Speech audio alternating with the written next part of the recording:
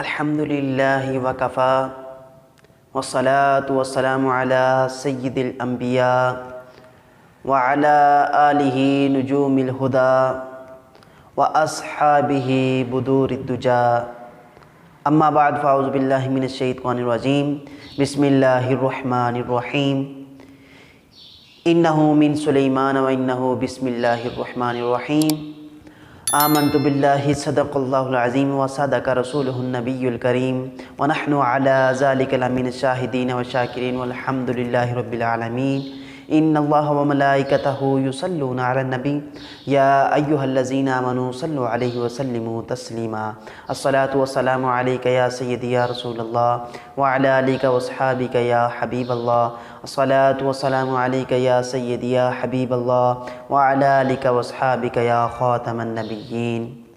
اللہ تبارک و تعالیٰ کی حمد و ثنا کے بعد حضور شافع پر نور احمد مجتبیٰ محمد مصطفیٰ صلی اللہ علیہ وسلم کی بارگاہ میں درود و سلام کا نذرانہ پیش کرنے کے بعد میرے معزز سامعین و ناظرین السلام علیکم۔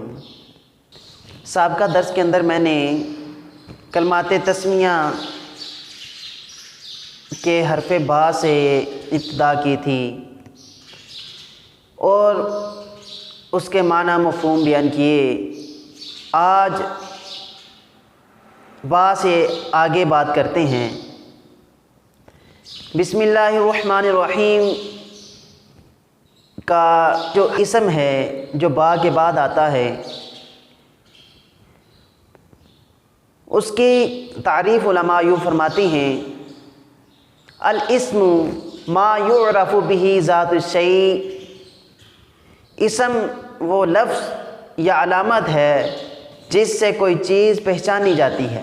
علماء لغت نے اس کو دو مصدر سے مشتق کیا ہے، دو مصدر سے بیان کیا ہے، ایک سمون ہے اور دوسرا وسمن ہے۔ اگر سمون سے لیا جائے تو مفہوم یہ ہوگا جس کا معنی بلندی ہے، اگر وسمن سے لیا جائے تو اس کا معنی علامت اور پہچان ہے۔ ان دونوں مصادر و معنی کا مفہوم اسم پر یوں صادق آتا ہے کہ اگر اسم کو ان سے مشتق سمجھا جائے جس کا معنی بلندی ہے تو مطلب یہ ہوگا جب ہم کوئی اسم بولتے ہیں اس مسمى کو دوسروں سے بلند کر دیتے ہیں، وہ دوسروں سے بلند ہو جاتا ہے۔ اگر اسم کو وسم سے مشتق سمجھا جائے جس کا معنی علامت ہے، جب ہم کسی کو پکارتے ہیں تو اس کے اسم سے بلاتے ہیں، یہ اسم اس شے کی علامت ہے اور وہ مسمى اس علامت سے پہچانا جاتا ہے۔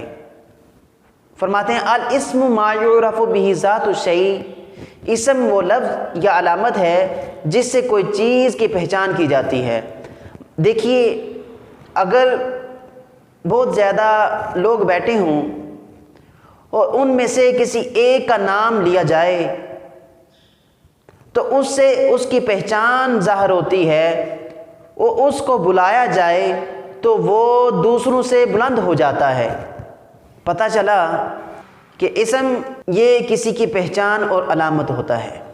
یہ اسم وسمن یا سمون سے مشتق ہو، بلندی اور پہچان کا معنی دیتا ہے، تو ہمارا مطلب حاصل ہو جاتا ہے کہ ہم نے کسی شے کو اس کا نام لے کر بلند کر دیا، اس کی پہچان کرا لی، اس کو اسم کہتے ہیں۔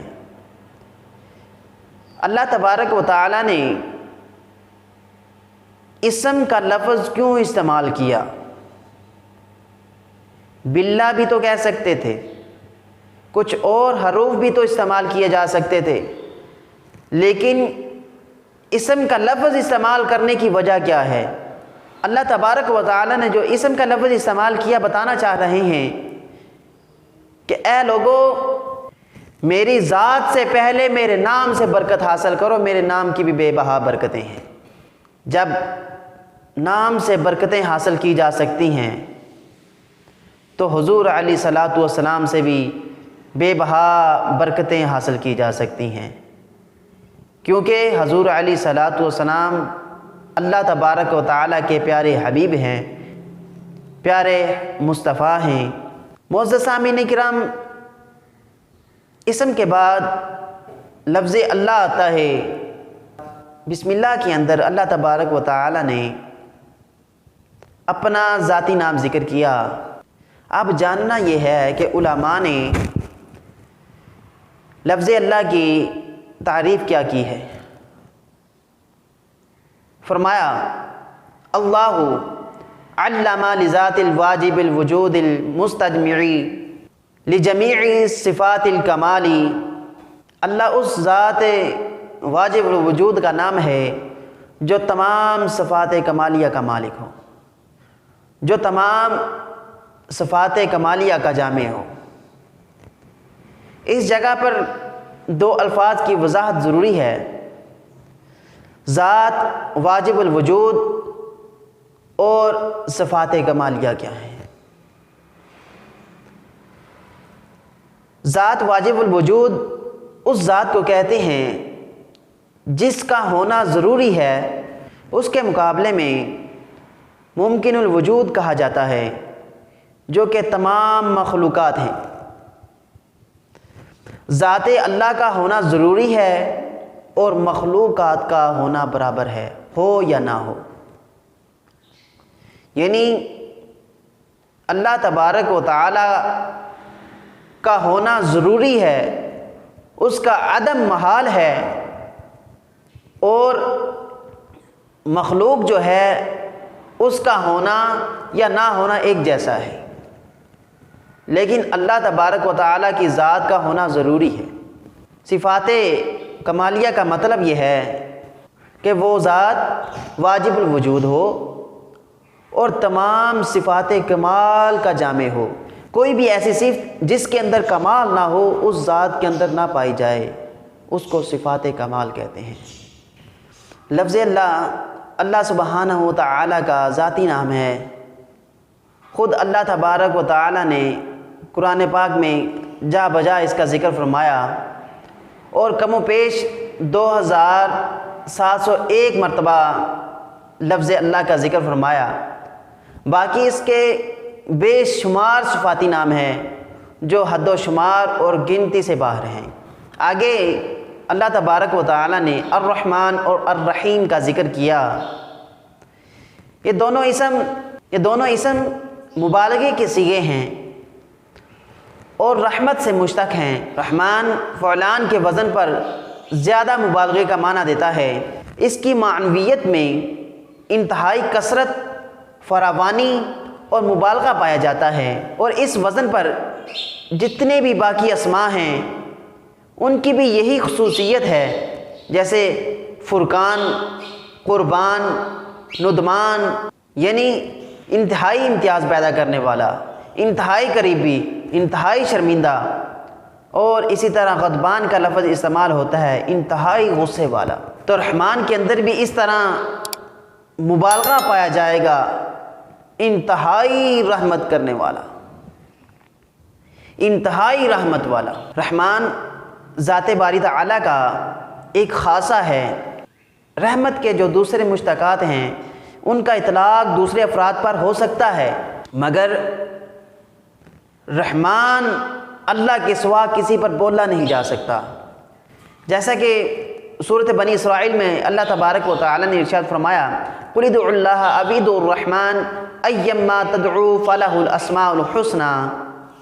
اے محبوب فرما دیجئے کہ اللہ کہہ کر پکارو یا رحمان کہہ کر پکارو، جو کہہ کر پکارو، سب اللہ تبارک و تعالیٰ کے اچھے اسماء ہیں۔ آگے سورۃ مریم کے اندر اللہ تبارک و تعالیٰ اپنے نام رحمان کا ذکر کرتے ہوئے ارشاد فرماتے ہیں، ان دعوا للرحمن ولدا، اس پر کہ انہوں نے رحمان کے لیے اولاد بنائی، وما ينبغي للرحمن ان يتخذ ولدا، اور رحمان کے لائق نہیں کہ وہ اولاد اختیار کرے۔ ان کل من فی السماوات والارض الا آتی الرحمن عبدا، زمین اور آسمان میں جتنے بھی ہیں سب اس کے حضور بندے ہو کر حاضر ہوں گے۔ اس مختصر بحث سے یہ بات ثابت ہو گئی کہ اسم رحمان بھی اللہ تبارک و تعالیٰ کے ذاتی نام کی طرح ہیں۔ رحمان کے بعد اللہ تبارک و تعالیٰ نے لفظ رحیم کا ذکر فرمایا۔ رحیم فعیل کے وزن پر اسم فاعل کا صیغہ ہے۔ مزید اس میں یہ کہ اس میں صفت مشبہ کا معنی پایا جاتا ہے، اس اعتبار سے اس کے اندر دوام، ہمیشگی اور استمرار کا معنی پایا جاتا ہے۔ اس کا معنی بھی بہت زیادہ رحم کرنے والا۔ قرآن پاک میں اللہ تبارک و تعالی نے کئی مرتبہ اس کا ذکر فرمایا۔ سورۃ بقرہ کے اندر ارشاد فرمایا انہ هو التواب الرحیم ان اللہ بالناس لرؤوف الرحیم اولئک یرجون رحمت اللہ واللہ غفور رحیم۔ یہ اسم جس طرح اللہ تبارک و تعالیٰ کے لیے قرآن پاک سے ثابت ہے، اس طرح اللہ تبارک و تعالیٰ نے دیگر مخلوقات کے لیے بھی رحیم کا لفظ استعمال فرمایا۔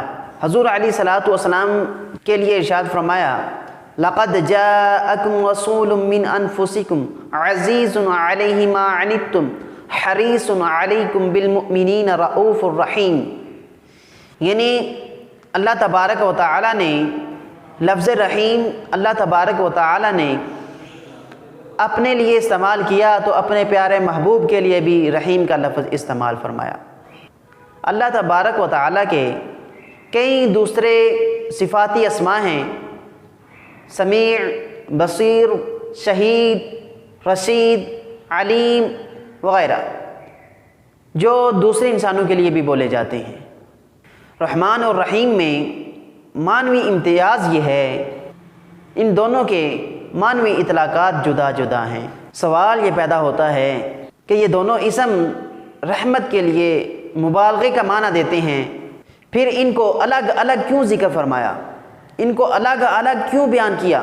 جواب یہ ہے الرحمن اور رحیم چاہے کہ ایک ہی مادہ سے ہیں، چاہے ان کے مادہ اور اصل ایک ہی ہیں، لیکن ان کے اطلاقات جدا جدا ہیں، ہر ایک کا مدعا اور مفہوم علیحدہ علیحدہ ہے۔ عربی قاعدہ کی روح سے رحمان جو ہے وہ فعلان کے وزن پر ہے۔ فعلان ان کا باب عام طور پر ایسی صفات کے لیے استعمال ہوتا ہے جو محض حالت کی حیثیت سے کسی ذات میں موجود ہوتی ہیں۔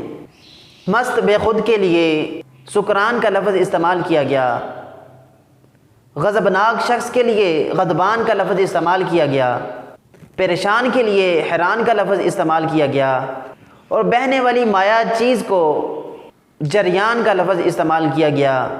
کسی کی بغاوت اور سرکشی کے لیے طغیان کے الفاظ بولے جاتے ہیں۔ مختصر یہ کہ ہر اسم کسی نہ کسی ذات کی ایسی صفت پر دلالت کرتا ہے جو اس کی حالت پر عیاں ہوتی ہے۔ اسی طرح اس میں الرحمن غایت اور نہایت کے ساتھ اللہ تبارک و تعالیٰ کی صفت رحمت پر اس انداز سے دلالت کرتا ہے کہ رحمت اس ذات کی حالت معلوم ہوتی ہے، یعنی رحمان وہ ذات ہے جو حالت سے متصف ہے۔ الرحیم فعیل کے وزن پر ہونے کی وجہ سے صرف حالت رحمت کو ہی نہیں بیان کرتا بلکہ ذات حق سے فعل رحمت کے صدور کو نمایاں کرتا ہے۔ جیسا کہ کریم اس کو کہا جاتا ہے جس سے سخاوت اور جود و کرم کا صدور ہو رہا ہو، علیم اسے کہا جاتا ہے جسے علم و معرفت کا ظہور ہو رہا ہو، حکیم اسے کہا جاتا ہے جس سے ہر وقت حکمت اور دانائی کا ظہور ہو رہا ہو، عظیم اسے کہا جاتا ہے جس سے عظمت اور بلندی کا ظہور ہو رہا ہو۔ بلا مثال اور بلا تشبیہ الرحیم کا معنی یہ ہوگا وہ ذات جس میں رحمت کا صرف صفتی ظہور ہی نہیں بلکہ فعلی ظہور بھی ہو۔ اس میں رحمت فراوانی کے ساتھ گویا الرحمن ذات حق کے رحمت ہونے کی دلیل ہے، الرحیم اس کے رحمت صادر کرنے کی دلیل ہے۔ الرحمن سے رحمت کا ظہور تھا، الرحیم سے رحمت کا صدور ثابت ہو گیا۔ دونوں اسماء کے بیان کرنے کا مقصد یہ تھا کہ رحمانیت کا ذکر کرنے سے انسانوں کو پتہ چل جائے کہ وہ ذات سراسر رحمت ہے، اور رحیمیت کے ذکر سے یہ پتہ چل جائے الرحمن میں عموم رحمت کا بیان ہے اور الرحیم میں خصوص رحمت کا بیان ہے۔ الرحمن تمام انواع کو شامل ہے، الرحیم قبول توبہ اور مغفرت کو شامل ہے۔ الرحمن دنیا و آخرت کا آئینہ دار ہے، جس میں جملہ مخلوقات شامل و داخل ہیں، جس میں مومن اور کافر بھی شامل ہیں۔ الرحیم آخرت کی رحمت کا آئینہ دار ہے، اسی لیے مفسرین نے الرحمن کو رحمان الدنیا والآخرہ، الرحیم کو رحیم الآخرہ کا ذکر فرمایا۔ علامہ ابن کثیر اپنی تفسیر ابن کثیر کے اندر حضرت عبداللہ بن مبارک کا قول ذکر فرماتے اور ارشاد فرماتے ہیں اذا سئل اعطا والرحیم اذا لم يسأل یغضب۔ رحمان وہ ہے جب اس سے مانگا جائے تو عطا کرتا ہے، اور رحیم وہ ہے کہ جس سے مانگا نہ جائے تو وہ ناراض ہوتا ہے۔ یہ بات سرکار دو عالم صلی اللہ علیہ وسلم کی حدیث مبارکہ سے ثابت ہوتی ہے۔ حضرت ابو ہریرہ روایت بیان فرماتے ہیں حضور علیہ الصلوۃ والسلام نے ارشاد فرمایا من لم یسأل اللہ یغضب علیہ۔ نبی اکرم صلی اللہ علیہ وسلم نے ارشاد فرمایا کہ جو شخص اللہ تبارک و تعالیٰ سے سوال نہیں کرتا، اللہ تبارک و تعالیٰ اس پر ناراض ہوتا ہے۔ لفظ رحمان میں لفظ رحیم کے مقابلے میں زیادہ حروف ہیں۔ عربی ادب کا مسلمہ قاعدہ یہ ہے کہ زیادتی حروف زیادتی معنی پر دلالت کرتی ہے۔ تو سوال یہ پیدا ہوتا ہے کہ لفظ الرحمن کو بیان کرنے کے بعد لفظ الرحیم بیان کرنے کی ضرورت پیش کیوں آئی؟ تو جواب یہ ہے الرحمن اور رحیم کو اکٹھا بیان کرنے کا مقصد یہ تھا کہ واضح ہو جائے کہ ذات حق میں صرف رحمت کا صفتی ظہور نہیں بلکہ فعلی ظہور بھی ہے۔ تو رحمان کے بعد رحیم کے لفظ نے اس شبہ کا ازالہ کر دیا کہ ذات باری تعالیٰ کی رحمت محض اس کی صفت اور حالت ہی نہیں بلکہ ہر لمحہ عالم وجود اس کی رحمت سے فیض یاب ہو رہی ہے۔ دوسرا جواب یہ ہے دونوں صاف کو اکٹھا بیان کرنے کا مقصد یہ تھا کہ لفظ رحمان کی عمومی رحمت جو جمیع خلق کو بلا استثناء محیط ہے، مومن و کافر کے لیے یکساں ہیں۔ اس یکسانیت کے پیش نظر کہیں مومنین و متقین مایوس نہ ہو جائیں کہ اگر کفار اور مشرکین بھی ہمارے برابر حصہ دار ہیں، ہمارے برابر حصہ پائیں گے تو ہمیں اطاعت اور بندگی کا کیا صلہ ملا؟ جواب یہ دیا جائے گا کہ بے شک سب مخلوق بلا امتیاز رب کائنات کے چشمہ سے فیض رحمت سے فیض یاب ہو رہی ہے، لیکن مومنین متقین کے لیے اللہ تبارک و تعالی نے اپنی رحمیت کی بارگاہ سے خصوصی رحمت کا بھی اہتمام کیا ہوا ہے۔ اس کا تیسرا سبب اکٹھا بیان کرنے کا شان رحمت کے بیان سے وجود بقا اور کمال کے ہر مرحلے پر رحمت حق کے میسر ہونے کا وعدہ تو کیا گیا تھا، لیکن گناہ گار اور خطا کار پریشان تھے کہ اگر ہم سے غلطی سرزد ہو جائے اور اپنی ہی بقا و کمال کے خلاف کوئی عمل صادر ہو جائے تو کہیں رحمت کا سلسلہ منقطع نہ ہو جائے۔ بارگاہ رحیمیت سے آواز آئی نہیں، خطا کاروں کے لیے بھی رحمت حق نے اپنی بخشش و مغفرت کا دروازہ کھول رکھا ہے۔ وہ ذات معاف کر کے اپنی رحمت بحال رکھے گی، صرف اس سے صفائی قلب کے ساتھ معافی مانگنا ضروری ہے، بلکہ اس کی رحمت خلوص نیت کے ساتھ معافی مانگنے والے گناہ گار کے زیادہ قریب ہوتی ہے، کیونکہ وہ پرہیزگاروں کے مقابلے میں زیادہ ضرورت مند ہوتا ہے۔